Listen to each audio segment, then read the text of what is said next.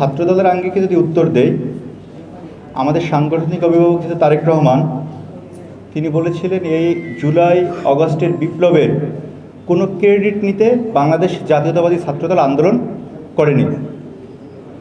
এটার অনেকে master mind দাবি করেছে, অনেকে সম্মুখযুদ্ধ দাবি করেছে, অনেক কিছু দাবি করেছে। কিন্তু আপনারা অবগত আছেন, একক সংগঠন হিসাবে, একক দল হিসাবে, একক ছাত্র সংগঠন হিসাবে বাংলাদেশ জাতীয়তাবাদী ছাত্রদলের আজকে একজন লোক মারা গেছে, এটা সহ 145 জন, এবং বিএনপির 500-র মতো লোক শহীদ হয়েছে এই আন্দোলনে।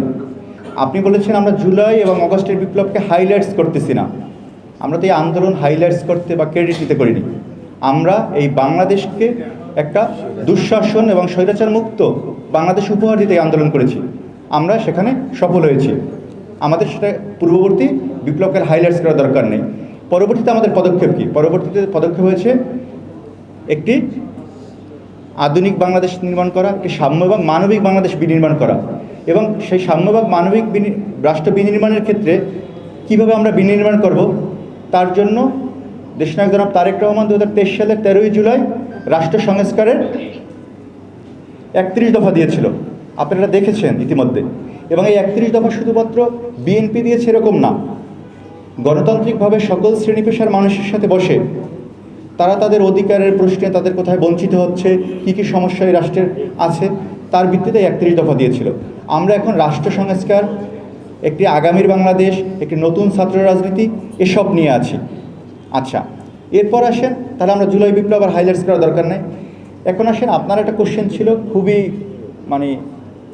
কি বলে, এটা উস্কানিমূলক কোশ্চেন আপনার জায়গা থেকে। আমি উত্তর দিলে হয়তো এটা একটা বিভ্রান্ত ছড়াবে, যে গত 17 বছর যেসব সন্ত্রাসী সংগঠন ছিল তাদের বিরুদ্ধে আমরা তৎপর না হয়ে অন্য কোনো সংগঠনের উপরে বেশি তৎপর হচ্ছে কিনা, এটা ছিল আপনার প্রশ্ন। আমাদের কথা হয়েছে না, আমরা কোনো একক সংগঠন বা একাধিক সংগঠনের বিরুদ্ধে বা পক্ষে তৎপর না। আমরা আমাদের অধিকারের প্রশ্নে, শিক্ষার্থীদের অধিকারের প্রশ্নে, ন্যায়ের প্রশ্নে, অন্যায়ের প্রশ্নে সবসময় অতীতের মতো অবিচল আছি, অবিচল থাকব। বাংলাদেশ জাতীয়তাবাদী ছাত্রদল একটি সংগঠন যে প্রতিষ্ঠার পর বলেন, স্বৈরাচার এরশাদ বলেন, কিংবা গত 17 বছরে একদিনও তার কার্যক্রম থামায়নি, এবং এই সংগঠন বুকে হাত দিয়ে খুনি হাসিনাকে খুনি হাসিনা বলেছে, এবং এই সংগঠনের 500-র অধিক লোক গুম এবং খুনের শিকার হয়েছে বিগত 17 বছরে। এখানে লুকোচুরির কিছু নাই, ঠিক আছে? এখানে কোনো সন্ত্রাসীর কোনো নেই। এজন্য বাংলাদেশ জাতীয়তাবাদী ছাত্রদল গত 17 বছরে আওয়ামী লীগ ক্ষমতা থাকার পরও আওয়ামী লীগের কোনো একজন লোক বলতে পারেনি যে ছাত্রদলকে নিষিদ্ধ করা হোক। এর ইতিহাসই এরকম, এর ঐতিহ্য এরকম, এর ভবিষ্যতও ইনশাল্লাহ এরকম হবে। এর কোনোদিন কোনো গোপন তৎপরতা ছিল না।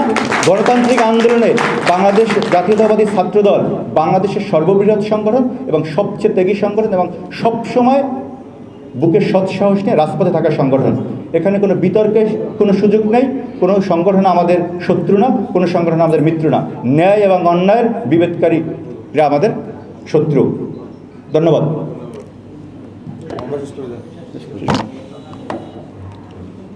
বিসমিল্লাহির রহমানির রহিম।